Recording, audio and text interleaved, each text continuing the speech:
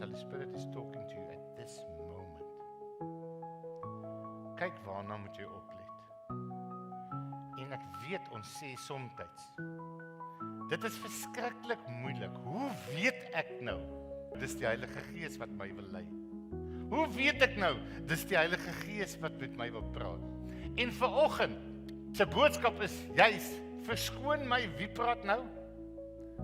Het jy al gesien as jy die selfoon baie keer antwoord, dan begin die persoon aan die ander kant met jou te praat, asof hulle jou al lank al ken. En hulle gesels met jou, en hulle praat oor jou gesin en jou familie, maar jy het nie 'n klou wie die persoon aan die ander kant is nie. Dis op dieselfde prinsip, waarmee ons soms probeer uitwerk, wie is dit wat nou met my praat, wanneer ek in gebed gaan, of wanneer ek loop, wanneer ek net so my normaalweg loop in my werk loop, of as ek hier uitgaan en ek stap, wonder ek, wie praat nou met my? En ek vra die vraag, is dit die Heilige Gees wat nou met my praat? En ek wil vir jou sê, dit is 'n goeie plek om te wees, halleluja. Hoekom? Want dan sê dit van jou, jy's op 'n plek waar jy wil kan onderskei tussen wie nou met jou praat.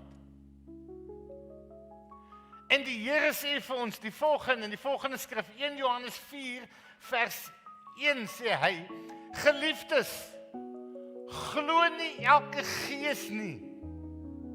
Ek wil vir jou vanoggend sê, glo nie elke stem wat na jou toe kom nie. Hy sê, maar stel die geeste op die proef of hulle uit God is.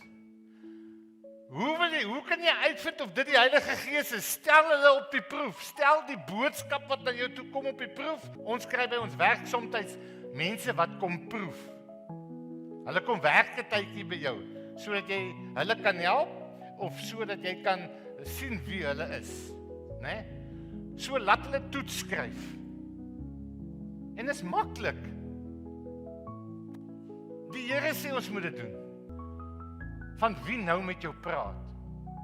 Want dit is of die Heilige Gees, of dit is jou eie vlees, of dit is die begeerlikhede van hierdie wêreld en sy koning of Satan en demone, wat jou wil beïnvloed. Hulle bring vir jou 'n boodskap, hulle kom praat met jou, want hulle wil hê, al drie, jy moet in 'n sekere rigting gaan. Jy moet iets sekers doen. Jy moet op pad wees na 'n sekere plek toe. Al drie, die Heilige Gees, jou vlees en jou begeerlikhede. En ek wil tog hier stop vir 'n oomblik en ek wil met jou praat en vir jou sê, slegs die Heilige Gees is jou vriend, die ander is jou vyande.